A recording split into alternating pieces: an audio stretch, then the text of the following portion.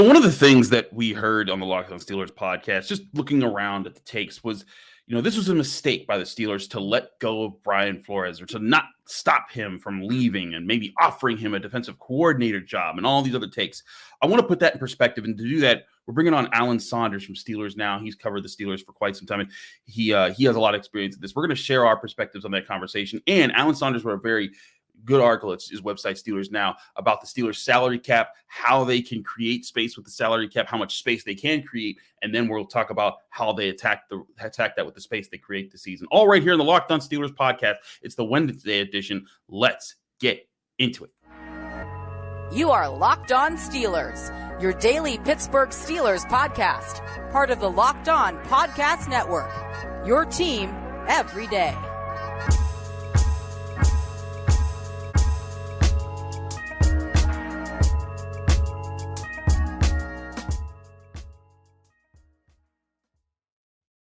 Hello and welcome to the Locked On Steelers podcast. I'm your host, Chris Carter, bringing you your daily dose of all things in the Pittsburgh Steelers. As always, you can find this show anywhere that podcasts are hosted, but especially on YouTube. If you're enjoying the show, like this video. If you saw it on YouTube, subscribe to the YouTube channel to get all of our daily Monday through Friday episodes, as well as our bonus content. We thank you for making the Locked On Steelers podcast your first listen every day. Today's episode is sponsored by Nissan. The only thing more exciting than the big game is the all-new, all-electric 2023 Nissan Ariya. There's only 4 days left until the Super Bowl. Are you ready? The Nissan Ariya, the EV for people who love to drive. Learn more at nissanusa.com. As I said before, Alan Saunders joins us again. Alan, how you doing, sir? I'm good. Is it weird that you don't have to travel anywhere like at this very moment? Because it seems like you are always on the move, sir, after coming back from Mobile. I mean, I've only been back in Pittsburgh for like 48 hours, so it's not weird yet. Exactly. By Friday, it probably will be, though. That's what I'm saying. This man goes everywhere. But, Alan, I wanted to talk to you. We're going to talk to you about your salary cap piece because I found it very interesting and enlightening about how the Steelers could operate this offseason. But I want to talk to you about the Brian Flores situation because, Brian Flores went to the Minnesota Vikings. I think a lot of us who cover the Steelers kind of knew that, like, if someone offered him a job, he was going to take it. Going to being a defensive coordinator or being a head coach somewhere. I think it's also important to know he's never been a defensive coordinator before. He was a positions coach and a special teams coach for the Patriots all those years before he became the Dolphins head coach. But him going and doing that, okay, that happened. But I saw some of the responses was, well, wait a second, why didn't the Steelers do quote unquote more to keep him? And I think that there's this sense out there that people want the Steelers to just amass all the coaches, just pay a bunch of money, and you'll have all the best coaches, and that Tomlin sucks at keeping coaches or getting coaches, all those types of things. I even saw the narrative put out there that Tomlin made sure that Flores would be gone because Flores was too smart and was going to overtake him or something like that. I want to exactly. Alan's shaking his head the way it's just like the way when I read that I'm just like I just facepalm. I'm just like, this is ridiculous. But I want to start with the idea of the idea of should the Steelers have uprooted their defensive staff, gotten rid of Teryl Austin for Brian Flores? I'm not going to offer my opinion. I want to hear when you hear that, what does that make you think? That's idiotic. I mean, one, there's no guarantee that would have worked anyway. I mean, just because they offer him the defensive coordinator job doesn't mean he would have taken it anyway. Right. One, two, he had head coaching interviews. What, 3 of them this cycle? Yeah. I mean, clearly his aspirations go beyond just being a defensive coordinator, and so there's not even a guarantee that would have kept Brian Flores in Pittsburgh. But it's foolish. Like that's not how you do business. Teryl Austin did a very good job in his first year as defensive coordinator. Obviously, it'd be nice to keep a guy like Brian Flores around. Could they have offered some more money and said, hey, is that's what it is? If that's what it is, let's make it work, right? If it's just money, but it's not. As you mentioned, Brian Flores has never been a coordinator before. He wants to be a head coach. If he stays in Pittsburgh as the third guy, along with Mike Tomlin and Teryl Austin, he ends up in that Eric Bieniemy place in Kansas City where you can look at the success of the unit and say, oh, well, the Steelers defense is very good, but you'll never know how much of that is Brian Flores because the other two guys have so much input on it. Like, there's just no reason for him to want to stay in Pittsburgh really, period. And the Steelers didn't hire Brian Flores with the intention of him staying in Pittsburgh. Exactly. They were throwing him a lifeline. Mike Tomlin basically did it as a personal favor, and this is the outcome that everybody knew was going to happen after one season. So no, the Steelers didn't do it. In fact, the Steelers did the thing that I'll say about the Steelers in this situation is go find the next one, right? This is Mike Tomlin is a revered head coach in this league. He has good relationships with a lot of other coaches in the league. This can be a way that the Steelers can use that to their advantage, right? By finding and Nick Saban does this at Alabama at the college level all the time, right? Mm-hmm. They're coaching rehab, right? Well, the Steelers could be that at the NFL, and I think that'd be a really good thing for them. But Nick Saban doesn't bend over backwards to keep Bill O'Brien. He just goes and finds the next one. Right. And I think that's one of the legit criticisms, if you have one of Tomlin, is, he had, his assistants haven't gone on to become, the coaching tree narrative and that there. And sure, that's a thing. But at the same time, I don't think that this is part of that. This was Brian Flores was in a position where this time last year when his lawsuit broke out, there was a conversation that he might never coach again in the NFL because he just went after them. And the Steelers were like, no, get over here. You're still a great coach. You're going to be on this roster and you're going to be working. And now it's like all that's forgotten because everyone, oh yeah, that guy does help you win football games. And that's what the NFL comes down to at the end of the day. Can you make me money? Yeah. And, I think that if the Steelers, really, really thought that Brian Flores was something. I mean, they could have had him, at many points in his career years ago. Yeah, right. Like this is not a. It's a non-story as far as I'm concerned. Go find another one. Go do it again. And the other thing about the Tomlin coaching tree is that this isn't that either. Right. Like. I think that's a legitimate criticism of Mike Tomlin is that he has not developed assistants and that he has spent his entire career, trying to find assistants that are built, that are already made by someone else that he can just plug into his thing. He's not wanted to make his own. He doesn't seem to have a desire to. That's not what this is. It's not like Mike Tomlin was teaching Brian Flores how to do the job. Heck, he was just taking someone that was already really good at it and plugging him into his staff and making his team better. And those are different things, but that's okay. The Steelers can still be good at that. I hear you entirely there. I think the other thing that people sometimes wonder about is just real quick, the idea that Mike Tomlin. Again, when I saw this take, I was like, okay, now we're off the deep end of that. Mike Tomlin was afraid of Brian Flores being too smart on his get out. Yeah, that's why he called him and offered him and said, hey, let's make this work. I can get this something. That's why he brought him in the first place, was because he was scared of him. I think that some of the issues, like you said, Mike Tomlin wants to bring in guys who have pedigree, who have connections, or that he knows personally, to come in and coach situations. You look at guys like Todd Haley, who he's brought in. Matt Canada was a break in sort of the pattern of coaching hires that they've had over the years, of guys that have been around and have established patterns and can kind of fit in with what the direction that they're trying to go.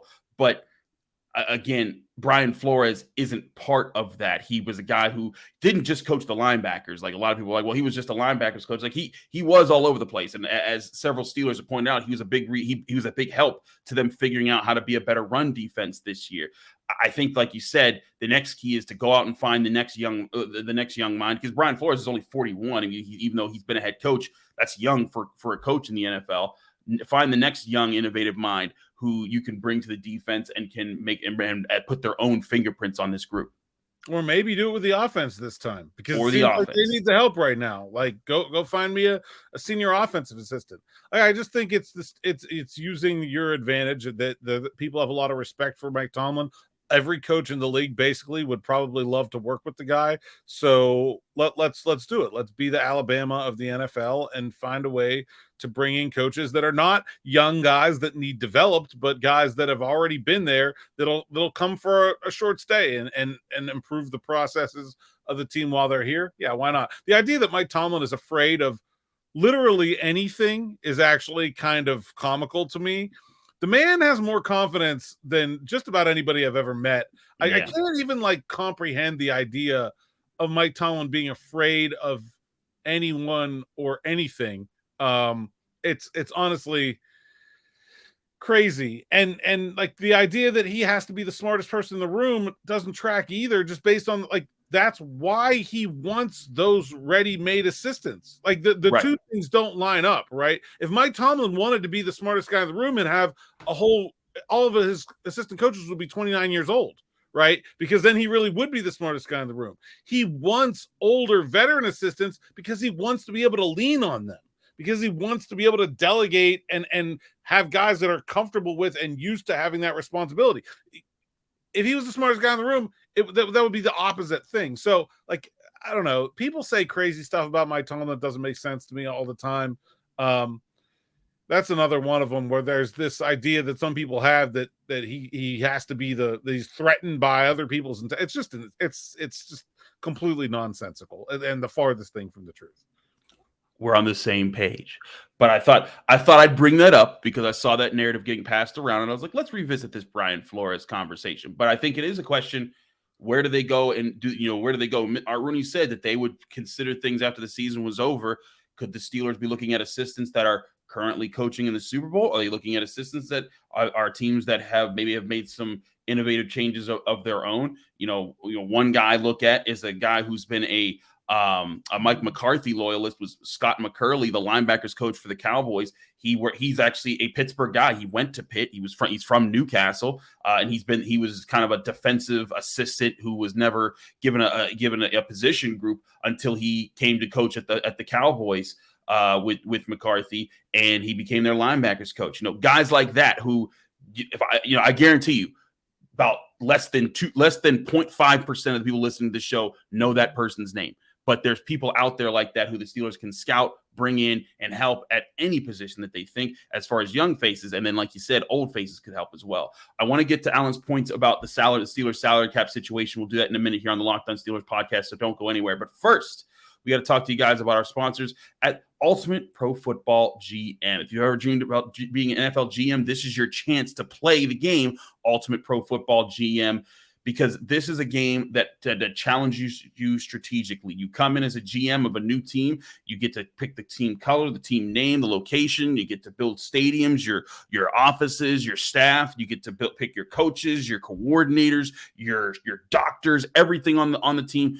You pick, you build, and then of course you get to drafting and you start putting together your franchise to dominate. You can hire coaches, trade players, make draft picks, trade draft picks, all those different aspects, all being challenging and realistic in a football game world. And it's completely free and playable offline. You can play it on the go. I played this game, and in 25 seasons, I got 19 championships. Can you do better? Go on Ultimate Football GM and prove that you can. Locked On Steelers listeners get a 100% free boost to their franchise by using the promo code Locked On. That's LOCKEDON, Locked On, in the game store. So check that out today. You can download the game by visiting ultimate-gm.com or just look it up in the app stores. That's ultimate-gm.com. Ultimate Football GM. Start your dynasty today.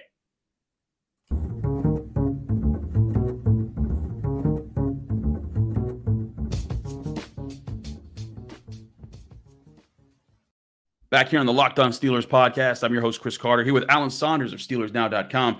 Alan, you wrote a very intriguing piece this week about breaking down a lot of details of the Steelers' salary cap situation. I think that there's a lot of questions that, if you're a person like me, I admit, I kind of just follow what the websites who track the data and the numbers as far as over the cap and spot rack, those two websites. I follow what their projections are. I am not a cap wizard. I don't fully understand everything. I get the process of making certain cuts and post June 1 versus pre June 1 and things like that. But when projections change throughout the year, I'm like, whoa, what's that mean? So I want you to break down for Steelers fans what the team's current salary cap situation is and what they have to do to kind of open up space. Because as it stands right now, and I believe this, I can understand, they're barely $1 million under the cap, but you say that the team is functionally $21 million in the red. What does that mean? Yeah, so I mean, the numbers I ran a couple days ago had them at $1 million in current cap space. Yes. So the way you figure current cap space is you have any dead money that you've accrued since the that was assigned to this season. So like a guy that was cut in the middle of last year, for example, his dead money comes on to the 2023 season. So all their dead money plus the top 51 cap hits, that goes into effect on March 15th. So you're basically looking at what will be their cap hit, on March 15th. The cap doesn't really exist right now, but they're about $1 million under the salary cap. But we know that certain things are going to happen in the future that the team is going to need to account for, right? They're going to draft a half a dozen players that we know basically what their salaries will be because of the draft slotting system.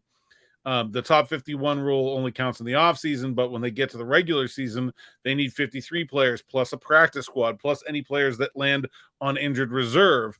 And so, they need really, and then, they want to go into the season with 10 million or so in buffer for those injuries if they want to make an in-season move, things like that. And so when you look at what they actually need to start the season, they need to clear about 20 million. I put a 21.2 million in salary cap space just to kind of get to zero. And then after that, if they want to sign some people, obviously they have 4 starters and another half a dozen regulars that are hitting free agency, and all those people will need, they need more space if they want to start to sign guys like Terrell Edmonds and Cam Sutton and the like. So that I hear. So we're talking about clearing out about 20-ish million, 21 million-ish, to get to that point, and then finding more space if they wanted to add more, which I presume that they will want to this offseason. How realistic is it that the Steelers can do that this offseason? Because I think people look at that and they think, well, that sounds like a lot of work to get there. But I think that there's a lot of there's some that are easier answers and there's some that are harder answers as far as how to create salary cap space for the Steelers this offseason. Well, William Jackson is due like a lot of money. I don't 12.2. Yeah. Like how or why. That one seems pretty obvious. The other two that are pretty obvious is they can restructure the contracts of TJ Watt and Minkah Fitzpatrick. Just based, they're long contracts, so you can spread out those cap hits over multiple years. And if you look at the percentage of salary cap that those guys are taking up right now compared to future years in the remainder of their contract, they're probably at a bit of a peak, right? Where like TJ is going to cost more of the Steelers cap this year than he will at any point in his contract. So like that's a good time to make a restructure, right? Because you're going to level that percentage out over the course of his contract. So those three, I think I put in my story as kind of no-brainer deals, and they clear $35 million. So that gets the Steelers all the way into the green and with a little bit of money to play with, about 13 or 14 million. And 13 or 14 million probably gets them, in my mind, about 2 of those free agents. Would that get them Edmonds and Sutton? Maybe close. Would it get them one of Edmonds and Sutton and Rob Spillane? I think probably. If you're looking at like guys that need signed, and so to me, they still need to do more than that if they really want to go out there and we've talked about, and I think there are guys like Tremaine Edmonds or Javon Hargrave that are free agents that could be a really good fit for what the Steelers want to do. They're going to need more money than that if they want to sign guys like that. And that's, and then you start to look at moves that have downsides, right? I think there are a lot of them, and the downsides are different.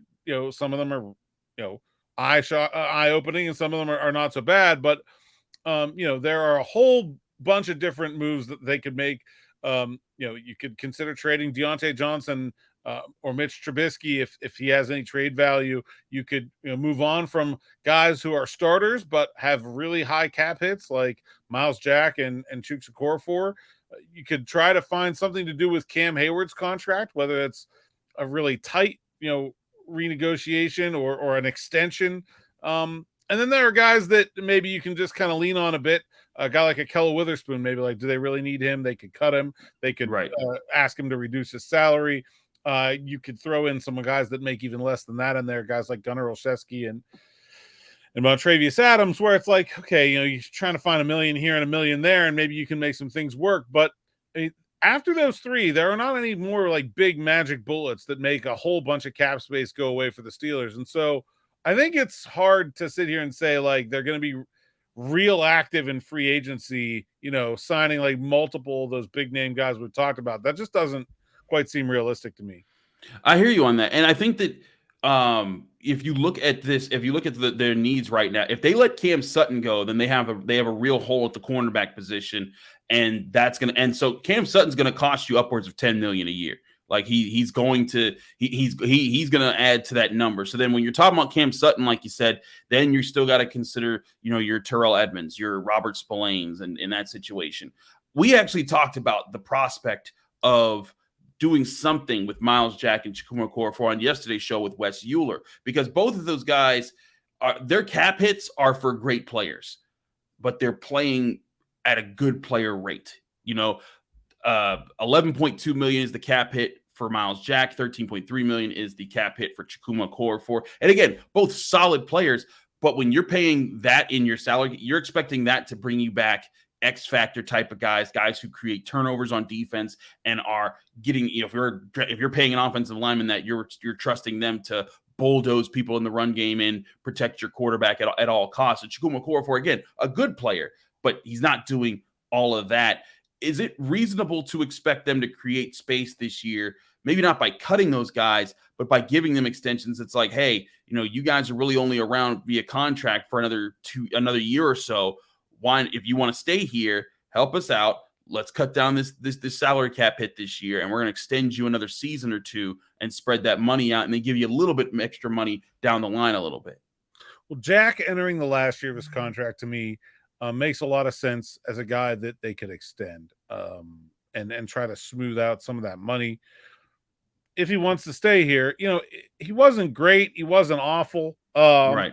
I don't think his money is killing them. They cut him, they save, maybe $8 million. Like it would take most of $8 million to sign a Miles Jack level player back. Right. So they cut Miles Jack and sign, some generic, free agent linebacker who's like pretty good, but not great. What are you paying him? Like $6? So like how much money? We're just not talking about that much money. With both of those guys, to me, I mean, free agent tackles are extremely expensive and probably unrealistic. So if you're looking at moving on from Chooks, to me, that means you're probably waiting until after the draft and seeing, oh, we got a first round tackle.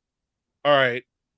Now we can save $10 million, but that doesn't help them in free agency because free agency happens first. Right. But I'm not saying to move on from Chooks. I'm saying he's only with the team through 2024.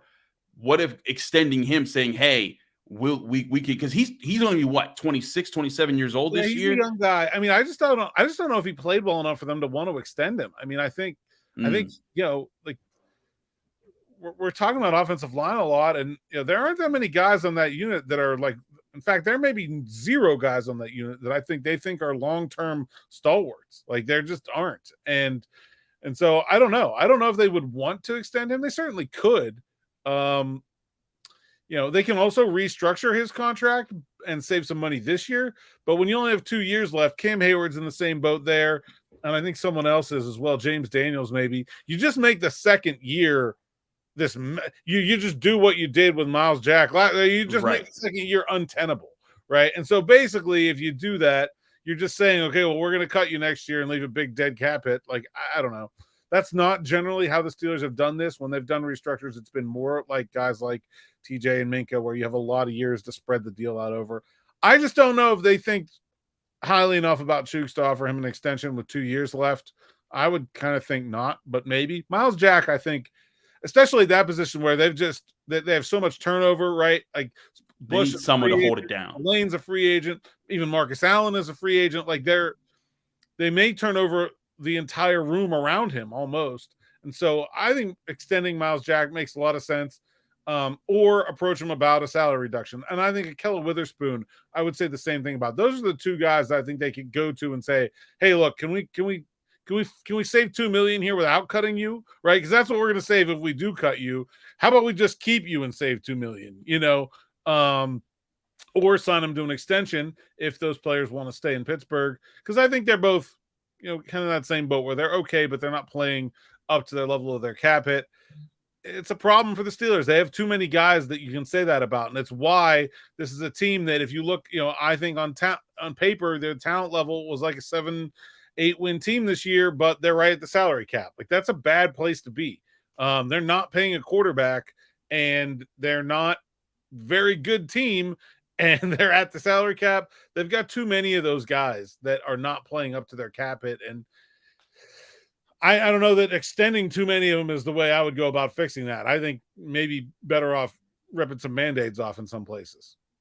Okay, we'll talk about where to rip those Band-Aids off and what to do if they do or don't rip those Band-Aids off this offseason. All that right here on the Locked On Steelers podcast, so stay tuned. But first, we got to talk to you guys about our great sponsors at Prize Picks. Prize Picks, of course, is daily fantasy made easy. Why play daily fantasy that makes you go up against thousands of people? You're assembling a roster, and basically you're just hoping to hit a lottery of guys and just get really lucky. Well, Prize Picks is much easier than that. All you do is pick 2 to 6 players, and you guess more or less than their Prize Picks projections. So say you pick Patrick Mahomes in the Super Bowl, and he's projected to throw 2.5 touchdowns. If you think he throws more, just say more. If you think he throws less, just say less. And then if you hit, you're making money, and you can make up to 25 of your times your money on any entry when you play Prize Picks. You're not competing against others. You're just playing against the house and guessing right on if they get more or less than their stat projections that Prize Picks sets. And Prize Picks isn't just the NFL. They do NBA, MLB, NHL, college sports, and so much more. Download the Prize Picks app today on your mobile device or go to prizepicks.com to sign up and play daily fantasy sports right now. First-time users can receive a 100% instant deposit match up to $100 with promo code Locked On. It's LOCKEDON, Locked On the Prize Picks app or prizepicks.com. We're also brought to you by Built Bar. Built Bar is the ultimate protein bar that tastes like a candy bar. It's covered in 100% real chocolate, but at the same time is avoiding all the fat and all the calories so you can stay healthy while eating something tasty. And there's so many different flavors of Built Bars. You can get churro, peanut butter brownie, coconut almond, and so many more. And all these flavors come packed in with just 130 calories, 4 grams of sugar, but somehow fit 17 grams of protein in so that you can get your gains when you're eating Built Bars. And you don't have to wait around anymore to get a box by ordering on Built.com and having them delivered to your home, as we've told you over the past few years of advertising Built Bar. And listen, you can still do that. Built.com is absolutely going to deliver to your door, but you could walk right into your local Walmart or Sam's Club today and pick yourself up some Built Bars. If you walk into Walmart right now, you can go to the pharmacy section and grab yourself a box of Built Bars, pick up a 4-bar box of cookies and cream, double chocolate, or coconut puffs. You can also walk into Sam's Club right now, get yourself a 13-bar box with hit flavors like brownie batter and churro. Trust me, when you try Built Bars, you'll thank me later. Go try some Built Bars right now at your local Sam's Club or Walmart. And when we run back-to-back ads, we keep it rolling here on the Locked On Steelers podcast.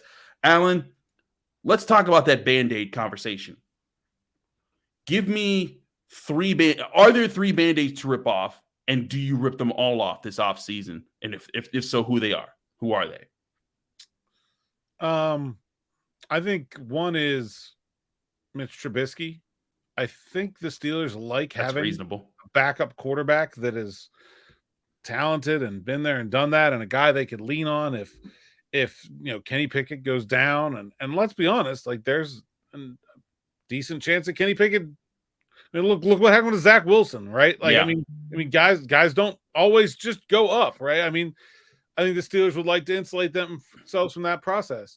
But we're talking about 4 starters as free agents, plus a whole bunch of reserve guys that played a lot. Like Bush, okay, if we're not going to count him as a starter, he played a lot. DeMonte KZ played a lot. Zach Gentry played a lot. They didn't ever really replace Chase Claypool after they traded him.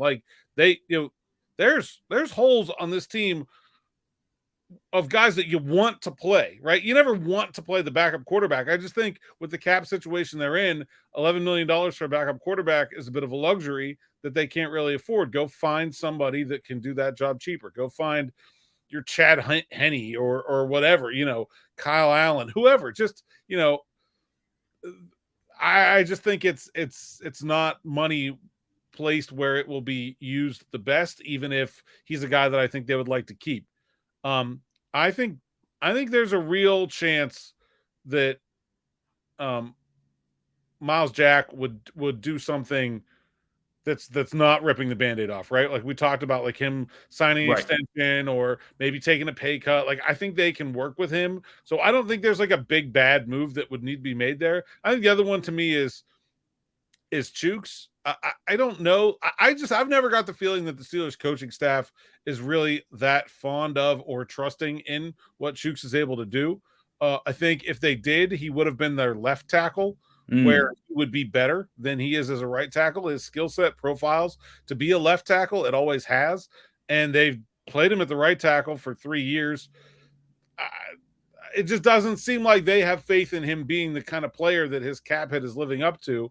And so if they don't have that faith, then do it. I mean, it's a really good offensive line draft class. Like, go find one. But, under Kevin Colbert, the Steelers were always very, very hesitant to put themselves in a position where they had to draft a position. And if the Steelers make that move for free agency so they can spend that money, then that means it has to come before the draft. And I don't know. That would be a very un-Steelers move. But I think it would help their cap situation in the long run to bet that they could get a tackle in the draft and move on. It's just a lot of money. And, they're not really getting it back. And then,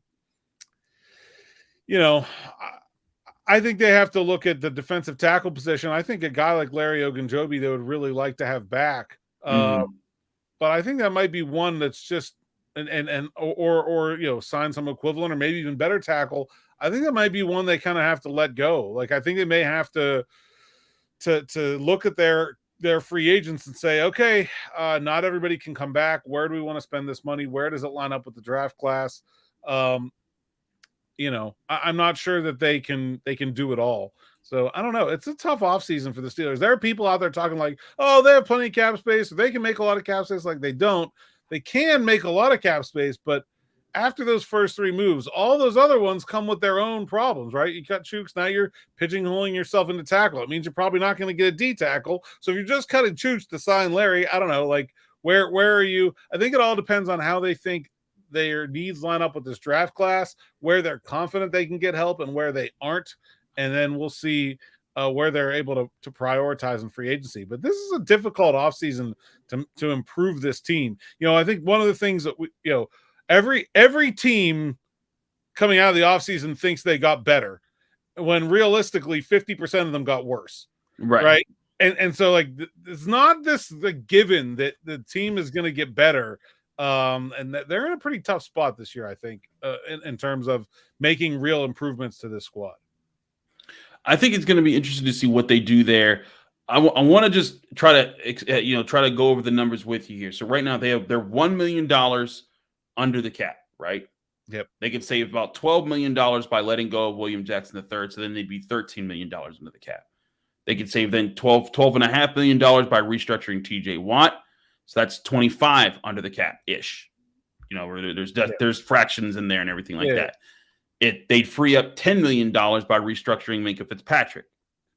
So then you're 35 million over the cap. But then you're really only 14 under the functional cap, which includes the cap space that they need to sign their draft picks, and the $10 million of space that they like to keep around to protect themselves in case an injury happens during the season.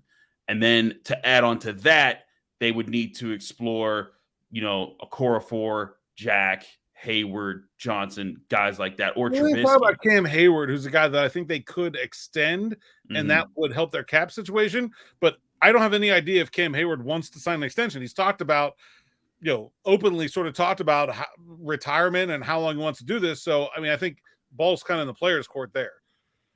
I hear, yes, that he's definitely talked about that, and he's kind of done that for a few years now. Like, we were at the locker after they won their regular season finale but missed the playoffs this year, and he was like, we'll see what happens this offseason. Everyone's like, oh, and he's like, listen, I said this last year and the year before that and the year before that. It's just part of the reality of football. You never know what's going to happen in offseason. I don't take it for granted. But the longer that he does that, the longer that he's in the league. I mean, he was drafted in 2011. So he's been here a while. AJ Green, playing a far less physically demanding position, just retired. Decided to retire, right? Yeah. So like it's not out of the realm of possibility that Cam Hayward could say, you know what, I've done enough, I'm out. But he's playing at a very high level. It's hard for me to see him do that right now. But back to this. So we're looking at creating about $34 million in cap space with those moves. I'm with you on Mitch Trubisky.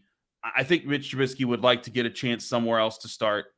I know the Steelers want to keep a veteran around and do something. Find another veteran backup who can work with Kenny Pickett. You know, you're going to save, $8 million against the cap by letting go of Mitch Trubisky. That gets you up to, $42 million under the cap. And then you're talking almost $20 million under their functional cap. You could add another $4 million by letting go of Keller Witherspoon.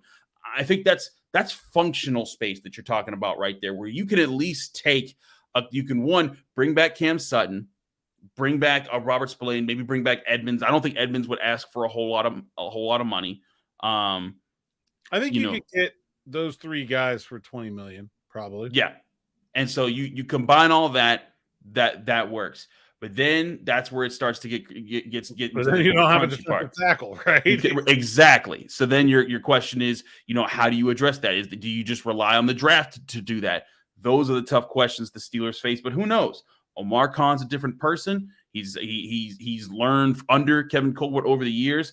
Art Root even said that there are things that are the same, but there are things that are different between how their front office looks at things. This will be the chance to see just how different they are, and if the Steelers make some aggressive moves to change up their look and how they operate this offseason. Alan, it's going to be, I think it's going to be an interesting month ahead how they go into free agency, because now we're about a month and a week away from that period starting, and this is, I think, is when you're going to start seeing the Steelers start to make decisions on how to handle that. Yeah, they almost need to, like I said, they don't like to pigeonhole themselves position-wise for the draft, but I think that's going to be kind of unavoidable, right? Yeah. They're going to have to re-sign some guys, and the guys they don't re-sign or that they can't re-sign, they're going to be just these yawning holes. Like, yeah, it's clear. And I think they have 3 picks in the top 50, right? Like, they have guys that they should feel like should be able to be plug and play. It's just a question of how confident are they in being able to target a specific position with one of those 3 picks, right? Like, if they feel good that, okay, like, we'll get one starting tackle in those 3 positions, then maybe they decide to move on from Chooks. They feel good that, okay, they can get one starting off-ball linebacker in those 3 positions, maybe they feel comfortable moving on from Miles Jack. But if they don't, it's a really tough thing. They're going to sign some guys. They're not going to be able to sign them all. And then they're going to have to figure it out. Of course, the Steelers are pretty good at figuring out too. Last year they didn't sign Terrell Edmonds and it didn't sign Larry Ogunjobi until the summer, right? They made those guys, they made Edmonds wait, and they kind of found Ogunjobi on the scrap heap after his deal with the Bears fell through, and they plugged him in. So this could be another year where you're looking at the Steelers, after the draft, going back into free agency and saying, okay, here's what we didn't get. Here's what money we have left. Now let's figure it out. I think that's a possibility too, just because I think it's really going to be hard for them to sign these guys and to cut people and make themselves target those positions in the draft. It's not what they do. And it's not that deep of a draft at all those spots. Some of it is, like linebacker, I don't think is that deep. Offensive tackle, relatively. Defensive tackle, not so much. So, it makes it very hard to do this. That's one of the reasons I think that free agency should be after the draft. But the NFL doesn't listen to me about such matters. Listen, if they listen to Alan Saunders, there'd be a lot of changes in the NFL and how things operate. Mainly the Steelers wouldn't have as many Thursday night football games. But all things serious, we do got to get out of here. Alan, thanks so much for joining us here and talking about your article. You guys can go read his article at SteelersNow.com, where how can Steelers make salary cap space this offseason. He published that on SteelersNow.com Monday. So go check that out. Alan, anything else you want to shout out to let our listeners know where to find you? SteelersNow.com and on Twitter at @Saunders_PGH. Most of the rest of the social medias have the same handle, and yeah, check us out. Absolutely. Check Alan out. He does a lot of awesome work. I'm your host, Chris Carter. Thanks again for checking us out. We'll be back tomorrow talking more things Pittsburgh Steelers, getting you ready for the rest of your week, heading into Super Bowl weekend. Preview of that coming Friday with Jenna Harner. It's going to be a fun week.